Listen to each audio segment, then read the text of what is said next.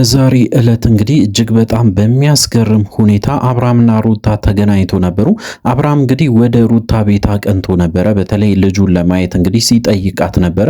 ሩታ እንግዲህ የመለሰችው እጅግ ያልተጠበቀ መልስ መልሳለች እና እጅግ በጣም የሚያስገርም ነው። በዚህ ቪዲዮ በደንብ ታገኛላችሁ። እሱ ብቻ አይደለም፣ አብርሃም ክስ ለመመስረትም ጭምር እንቅስቃሴ እንደጀመረ እንግዲህ በራሱ አንደበት ሲናገር ነበረ። ስለሱ ጉዳይም በደንብ አድርገን በዚህ ቪዲዮ እነግራችኋለን። እንግዲህ ለዚህ ቻናል አዲስ ከሆናችሁ ከወዲሁ ሰብስክራይብ ማድረግ እንዳይረሳ። አዲስ ካልሆናችሁ እንደተለመደው ቪዲዮአችን ላይ ካርጉ ሐሳብ አስተያየታችሁን ኮሜንት ስራ አስቀምጡልን። ወደ ጉዳያችን እንግዲህ ከሰሞኑ እጅግ በጣም ብዙ ነገሮች ሲፈጠሩ ነበረ። በተለይ በአብርሃምና በሩታ ጉዳይ ላይ እጅግ በጣም የሚገራርሙ ነገሮችን እየሰማን እንገኛለን። በተለይ እንግዲህ በትላንትናው ዕለት ሩታና ሄርሜላ ተገናኝተው ነበሩ። ሄርሜላን እንግዲህ በደንብ አድርጋ ስታስጠነቅቅ ነበረ። ያው ቀናቶችን ሊፈጁ ይችላሉ፣ ወራቶችን ሊፈጁ ይችላሉ። እርግጠኛ ሆኜ የምነግርሽ ግን አመታትን አይፈጅም፣ ወይም ደግሞ አንድ አመት ራሱ አይፈጅም። በእርግጠኝነት አብርሃም ወደ እኔ ህይወት ይመለሳል። ለዚህ ደግሞ እርግጠኛ ሆኜ ልነግርሽ እፈልጋለሁ። ከወዲሁ ተዘጋጅበት ብላ እንግዲህ በደንብ አድርጋ በተለይ ሄርሜላን ስትነግራት ነበረ ሩታ። እንግዲህ ሩታ እርግጠኛ ሆናለች አብርሃምን ጋር እንደሚታረቁና በተለይ እንግዲህ አብሮ እንደሚሆኑ ወደፊት አብሮ መሆናቸው እንደማይቀር እርግጠኛ ሆና ስትናገር ነበረ። ቀናቶች ሊፈጁ ይችላሉ ብላ እንግዲህ ያንን ቃል ስትናገር በጣም ደንግጣ ነበረ። በተለይ ሄርሜላ ቀናቶቹ ሊፈጅ ይችላሉ ወይም ደግሞ ወራቶች ሊፈጁ ይችላሉ። እያንዳንዱ ቀናቶችን እንግዲህ አብርሃምን ለማግኘት ሞክራለሁ፣ አብርሃምን ለማሳመን እሞክራለሁ። እያንዳንዱ ነገሮች ደግሞ እንደሚሳኩ እርግጠኛ ሆኜ እነግርሻለሁ። ስለዚህ እንግዲህ ካሁኑ ከአብርሃም ህይወት ብትወጪ መልካም ነው ብላ እንግዲህ እንደ ማስጠንቀቂያም ጭምር ነው በደንብ አድርጋ እንግዲህ ስትናገር የነበረው። እንግዲህ ሩታ በጣም በራሷ መተማመኗ ከፍተኛ እየሆነ መጥቷል። በተለይ እንግዲህ ከቅርብ ጊዜ ወዲህ አብርሃምን እጇ ላይ እንደምታስገባ እርግጠኛ ሆና ስትናገር ይሄ ለመጀመሪያ ጊዜ አይደለም። እንግዲህ አብርሃም በዚህ ጉዳይ ላይ በጣም ግራ ይጋባል። በተለይ ከሩታ ጋር ሲያወራ እጅግ በጣም ግራ የሚያጋባ አይነት ስሜት ያሳያል። በተለይ እንግዲህ ይደነግጣል። ምክንያቱ ደግሞ ለምንድን ነው እንደዛ የምታወራ ወይም ደግሞ ሩታ ለምንድን ነው እንደዚህ አይነት ንግግሮችን የምታደርገው? ምን ተማምና ነው ብለው እንግዲህ በደንብ አድርጎ ራሱን ሲጠይቅ አይተናል ወይም ደግሞ አስተውለናል እንግዲህ በተለያዩ ቪዲዮዎች። እንግዲህ ትላንትናም ያንን ነገር ነው በተደጋጋሚ ስታደርግ የነበረው። ሄርሜላን እንግዲህ በደንብ አድርጋ ስታሳምን ነበረ። እሱ ብቻ አይደለም፣ ሄርሜላ ደግሞ በጣም በእርግጠኝነት አብርሃምን እንደማትተውና ከአሁን በኋላ ከህይወታቸው እንድትርቅም ጭምር በግልጽ አድርጋ ስትናገር ነበረ። በተለይ ሄርሜላ ሩታን እንግዲህ ስትናገራት ነበረ። እሱ ብቻ አይደለም፣ በዛሬ ዕለት ደግሞ አንድ ትልቅ ሰርፕራይዝ ተከስቷል። ምንድነው ካላችሁ ያው እንግዲህ በጣም በሚገርም ሁኔታ አብርሃም ደግሞ ወደ ሩታ ቤት ሄዷል። ምን ፍለጋ ነው ሄደው ብላችሁ ከጠየቃችሁኝ እንግዲህ ልጁን ለማየት ብቻ እንደሄደ ነው በግልጽ ሲናገር የነበረው። በተለይ እንግዲህ ልጁን ለማየት ሲሄድ አብርሃም እንግዲህ በጣም አስገርሟት ነበረ፣ በተለይ ሩታ። ምክንያቱም ደግሞ እንግዲህ አንድ ቃል ተናግሮ ነበረ። አንቺንም ይሁን ልጄንም ማንንም ሊሆን ይችላል፣ በዚህ ጉዳይ ላይ ምንም አይነት ድርድር ውስጥ አልገባም። እንግዲህ ልጄንም አለማየት እችላለሁ እንጂ ይህንን ትዳር አልተውም ወይም ደግሞ ይህንን ጋብቻ ወይም እንግዲህ አሁን ያደረገላት ለሄርሜላ ቀለበት እጅግ በጣም እንደሚኮራበትና ለሱ ሲል ዋጋ መክፈል ካለበት እንደሚከፍልም በግልጽ ሲናገር ነበረ። እንግዲህ በአንዴ ወደ ልጅ በተለይ ወደ ልጁ መሄዱ ደግሞ በጣም አስገርሟታል። በተለይ እንግዲህ ልጁን ለማየት ፈልጎ መምጣቱ እሱ ብቻ ሳይሆን እንግዲህ ከሩታ ጋር ንግግር አድርጎ ነበረ። በተለይ እንግዲህ ሩታ ከበር ላይ ነው የተቀበለችው። አብርሃም ወዴት ነው የምትሄደው? ይሄ የኔ ቤት ነው፣ ከዚህ በፊት እንደፈለክ የምትመጣበት አይነት ቤት አይደለም። ምክንያቱም የራስ የሆነ ቤት መስርታል። ስለዚህ እንግዲህ እያንዳንዱን ነገሮችን ስታደርግ እኔን ጠይቀ ወይም ደግሞ ደውለልኝ አስፈቅደኝ ካልሆነ እንጂ በጭራሽ ወደ እኔ ህይወት ድጋሚ እንድትመጣ አልፈልግም። እንደዚህ ሆነ እንድትመጣ አልፈልግም።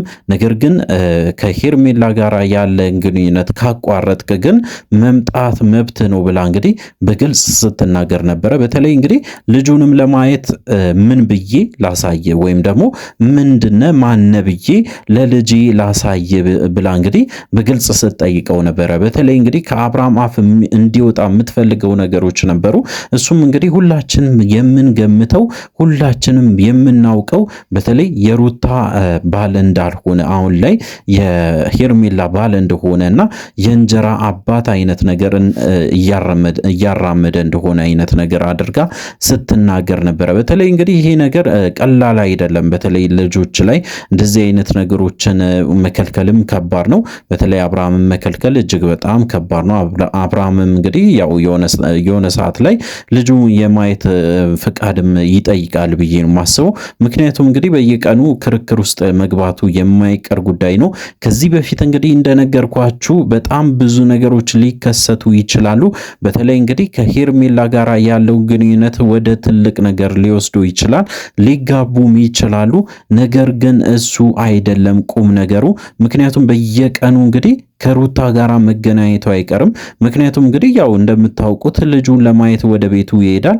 ወደ ቤቱ ማለት እንግዲህ የቀድሞ ቤቱ ብለን እንውሰደውና ወደዛ ቤት መሄዱ አይቀርም። እዛ ቤት በሄደ ቁጥር እንግዲህ ልጁንም ያው ሩታንም ያገኛታል። ስለዚህ እንግዲህ ንግግሮች ይኖራሉ። ስለዚህ እንግዲህ በጣም ብዙ ወሬዎች ይኖራሉ። ስለዚህ እንግዲህ በጣም የማይታሰቡ ነገሮችም ልታደርግ ትችላለች ሩታ። እሱ ብቻ አይደለም አብርሃምም ሊሰናከል ይችላል።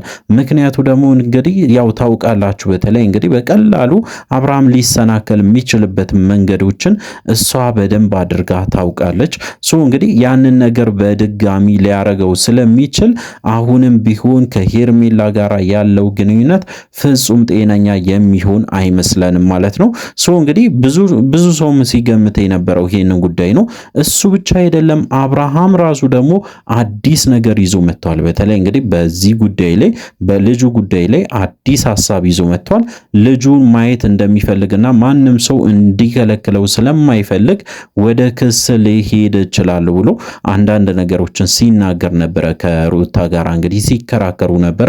በተለይ እንግዲህ ልጅን አላሳይም የምትይኝ ከሆነ ቀጥታ ወደ ክስ ነው የሚሄደው፣ ለዚህ ዋጋሽን ደግሞ አስከፍልሻለሁ ብሎ በጣም በብዛት እንግዲህ ሲናገር ነበረ። በተለይ ይህንን ቃል በተደጋጋሚ ይጠቀማል። ያ ሁላችንም እናውቃለን። ነገር ግን ይሄ ቃል ትክክለኛም ወይም ደግሞ ተገቢ አይነት ንግግር ነው ብዬ አላስብም። ነገር ግን ከአብርሃም አንደበት የሚወጣ አንዳንዴ እጅግ በጣም የሚያስገርምና የሚያስደነግጥ ሐሳብ እንደሆነ ሁላችንም የምናውቀው ጉዳይ ነው። እንግዲህ ሳይወድ ወይም ደግሞ ሳይፈልግ አንዳንድ ቃላቶችን እያወጣ እየተናገረ ነው የሚገኘው ማለት ነው። እሱ ብቻ አይደለም እንግዲህ ሩታንም በጣም ተናዶባታል። በተለይ ልጅን አላሳየም እንዴት ትይኛለሽ ብሎ እንግዲህ ሌላ አይነት ነገሮችን ሲናገር ነበረ። እሱ ብቻ አይደለም ያው እንግዲህ ወደፊት ደግሞ ሄርሜላንም ጭምር ይዤ እመጣለሁ፣ እዚህ ቤት ድረስ እንግዲህ ይዤ እመጣለሁ። ከዛ በኋላ ማየት ካለባት ሄርሜላ ራሱ ልጄ ማየት መብት አላት ብሎ እንግዲህ በጣም ሲይዘት ነበረ። ሩታ በዚህ ጉዳይ ላይ ምንም አይነት ድርድር የለኝም ብላ እንግዲህ በግልጽ ስትናገር ነበረ። በተለይ በልጅ ጉዳይ ምንም አይነት ድርድር የለኝም፣ ሄርሜላ የምትመጣ ከሆነ እስከ ዘላለም ድረስ አላሳይህም፣ ለዛ ደግሞ ዋጋን አስከፍላለሁ ብላ እንግዲህ በግልጽ ስትናገር ነበረ። እንግዲህ ሩታም በጣም አምርራለች። በተለይ በዚህ ጉዳይ ላይ በልጇ ጉዳይ ላይ እጅግ በጣም አምርራለች። እሱ ብቻ አይደለም እንግዲህ ይህንን ሕፃን የተወለደውን የምትቀበል ከሆነ አሁን ሆዴ ውስጥ ያለውን እርጉዝ የሆንኩትን ሕፃን ጽንሱን መቀበል አለብህ ብላ እንግዲህ በግልጽ ስትጠይቀው ስትነግረው ነበረ። ያንን የምትቀበል ከሆነ ይህንንም ትቀበላለህ፣ ካልሆነ ግን ከሁለቱም ወይም ደግሞ የሁለቱም አባት ካልሆንክ ከዚህ ቦታ ራቅ ብላ እንግዲህ በግልጽ ስትናገረው ነበረ።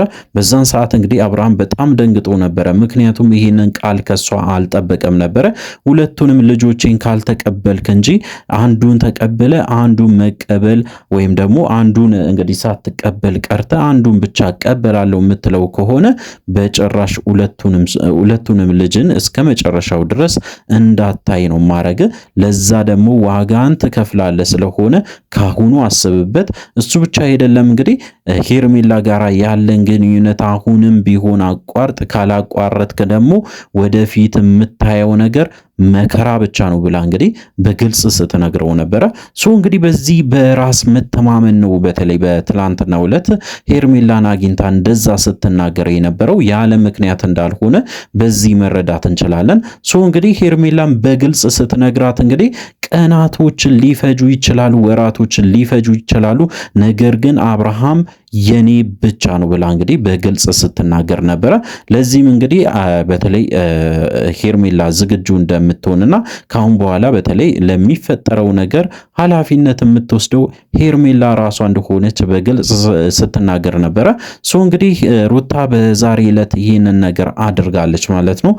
በተለይ ለዚህ ቻናል አዲስ ከሆናችሁ ከወዲሁ ሰብስክራይብ አድርጉ። አዳዲስ ነገሮች እንደዚህ ሲኖሩ ለእናንተ ለማድረስ ሞክራለሁ። ስለዚህ እንግዲህ ሰብስክራይብ ማድረግ እንዳይረሳ። በሚቀጥለው ቪዲዮ እስከምንገናኝ ድረስ በያላችሁበት ጤናና ሰላም ይሁንላችሁ።